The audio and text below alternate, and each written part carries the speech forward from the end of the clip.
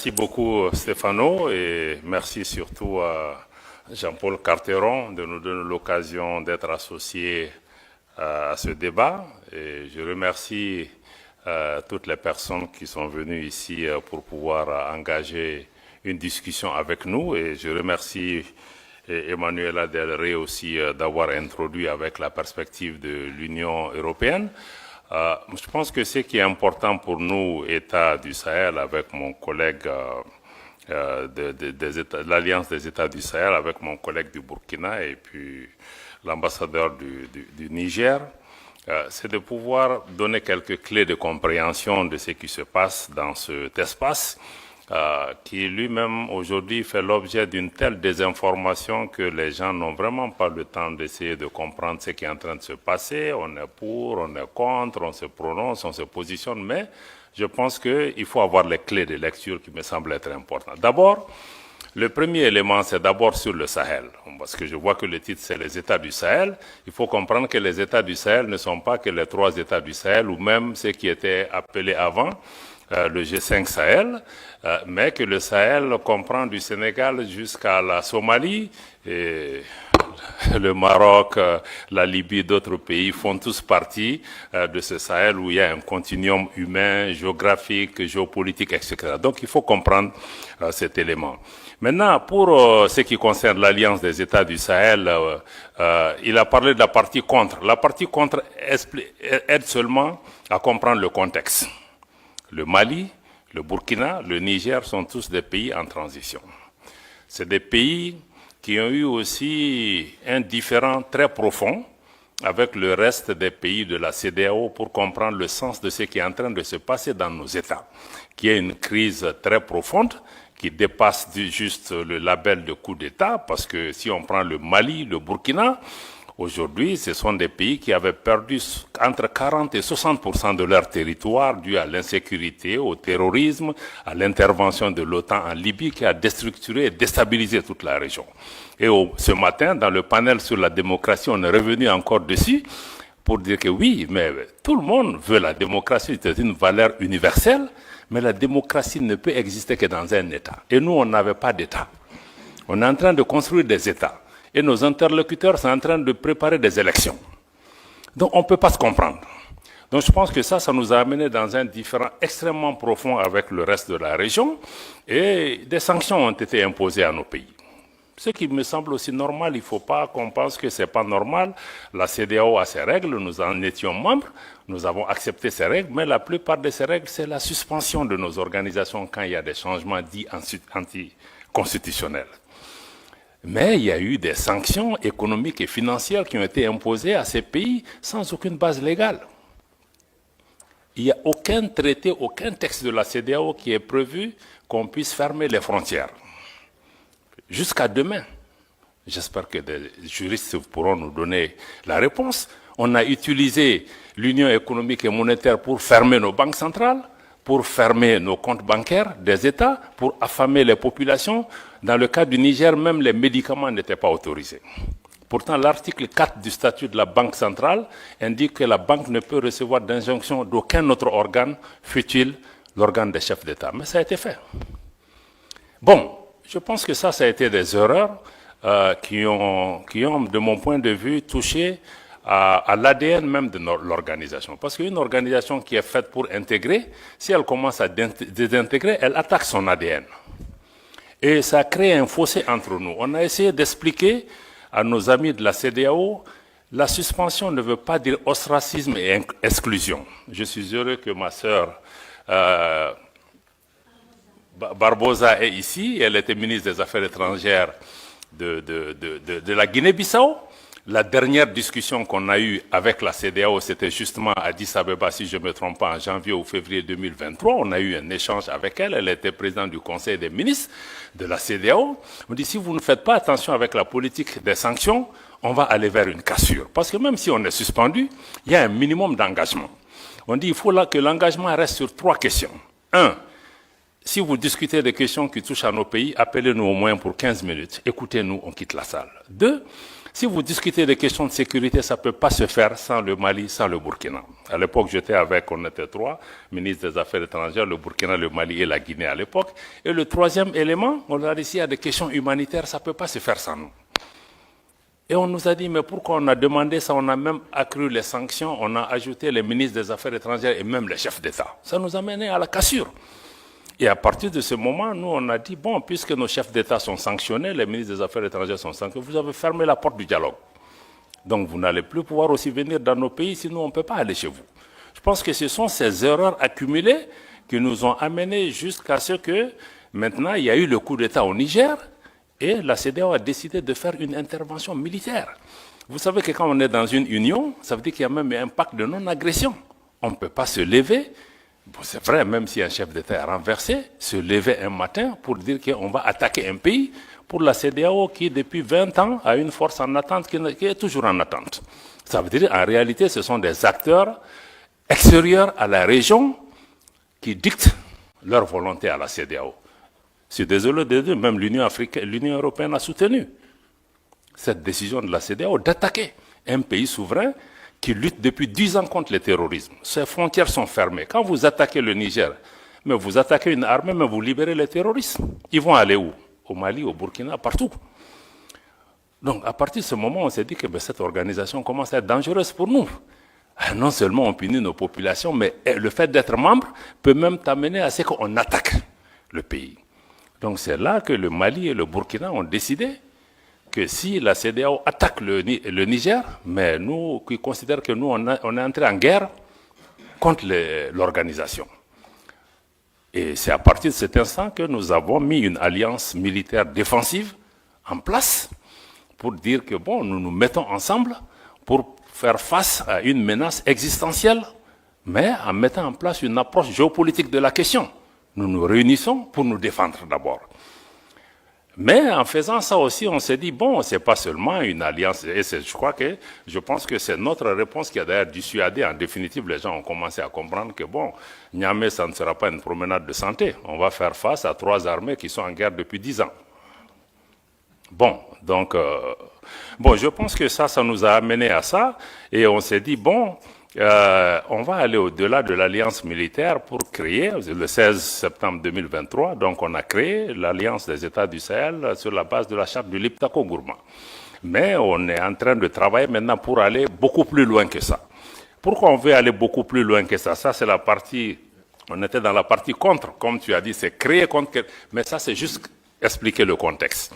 Mais en réalité, la partie pour c'est que la région qu'on appelle le Liptako-Gourma, qui réunit les 3 États, que certains ont appelé la zone des 3 frontières, abusivement, mais cette zone est une zone géoculturelle et géographique qui existait depuis des décennies. D'ailleurs, il y a une organisation, l'autorité du Liptako-Gourma, ces 3 pays partagent les mêmes réalités climatiques, géographiques, culturelles et même sécuritaires. Donc on a décidé de mettre en place une communauté qui puisse nous aider, à assurer la sécurité, à lutter contre le terrorisme, parce qu'on lutte contre le terrorisme dans cet espace depuis longtemps, mais on ne pouvait pas le faire ensemble.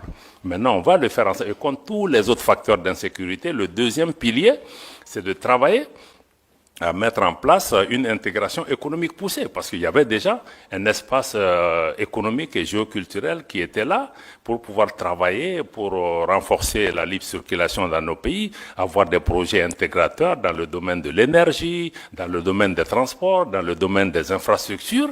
Bon, parce que nos pays sont physiquement aussi liés par beaucoup de réalités qu'on peut... Et ces pays regorgent aussi des ressources minières, minéralogiques, de toutes sortes. Ne serait-ce que si on prend les ressources souterraines de cette région, c'est énorme. Personne ne voit le Sahel en tant que source d'approvisionnement de l'Afrique et du monde en ressources en eau.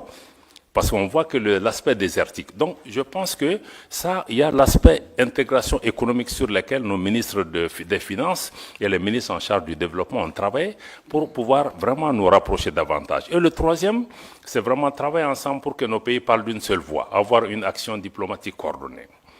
Donc, si on dit donc cet espace économique-là sur lequel on est en train de travailler, je pense que c'est extrêmement important de regarder nos ministres en charge des affaires étrangères ont recommandé aux chefs d'État d'aller même vers une confédération.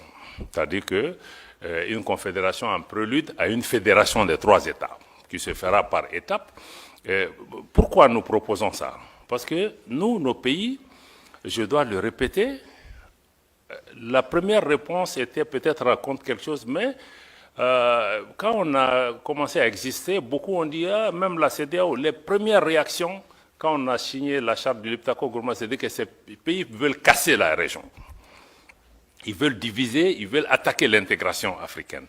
Mais le Mali, le Burkina, quand vous regardez nos leaders historiques de Modibo Keïta au Thomas Sankara jusqu'à aujourd'hui, mais ces pays restent fondamentalement engagés pour l'intégration africaine. L'article 180 de la dernière constitution du Mali, adoptée l'année dernière, réitère l'attachement du Mali à abandonner tout ou partie de sa souveraineté pour réaliser l'intégration du Mali, de l'Afrique, avec tout État africain. Donc pour nous, notre engagement pour l'intégration et l'unité et l'idéal panafricain reste intact, mais nous trouvons que certaines de ces organisations, de notre point de vue, en tout cas, n'incarnent plus cet idéal. Et que il nous faut, à travers l'Alliance des États du Sahel, proposer une alternative. D'avoir une organisation, qui ne soit pas pilotée par l'extérieur, une organisation qui ne devienne pas un danger pour ses membres, pour ses populations.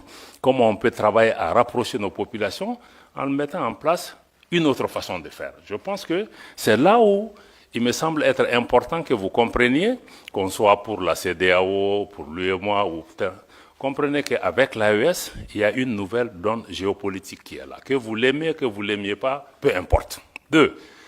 Pour nous, le sort de nos pays ne va pas se décider à Bruxelles, à Paris, à Washington ou à Londres. Ça se décidera à Bamako, à Ouagadougou, à Niamey, etc. Donc cette réalité géopolitique est là, il faut la suivre, il faut regarder ce qui est en train de se passer. Bon, naturellement, nous partageons le même espace que la CEDEAO, l'UEMOA, d'autres pays qui sont des pays voisins, des pays frères. On est des peuples frères avec le Bénin, nos pays, mais on vit ensemble, on va partager cet espace. Donc il va falloir qu'on discute des modalités de vivre en commun. Et je pense qu'il faut le dialogue. Je pense qu'Emmanuel a insisté sur ça. Il faut le dialogue. À mon avis, le dialogue est important. C'est ce que nous-mêmes nous avions demandé avant d'être sanctionnés. Donc on ne peut pas être... On est ici... C'est la première sortie pour nous, États membres de l'AES, en dehors de l'Afrique. Donc ça veut dire que nous sommes prêts, sinon on aurait pu vous dire que venez parler en Afrique avec nous.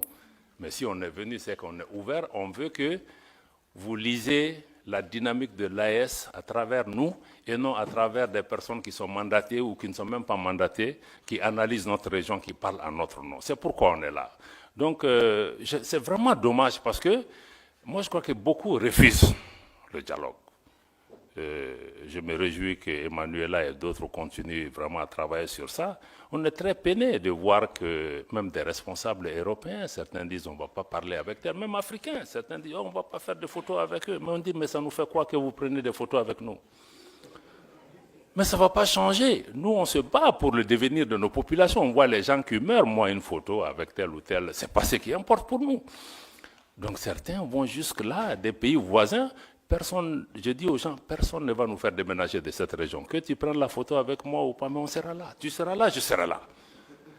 Donc moi je pense que ça c'est important. Et j'apprends aussi que même des responsables européens disent à leurs gens, non, non, non, il ne faut pas que vous soyez vus avec eux, il ne faut pas que... Mais je crois que c'est de l'enfantillage, parce qu'en réalité, nous on n'a pas de problème personnel avec quelqu'un. On a des différends politiques, on peut parler pour trouver des solutions.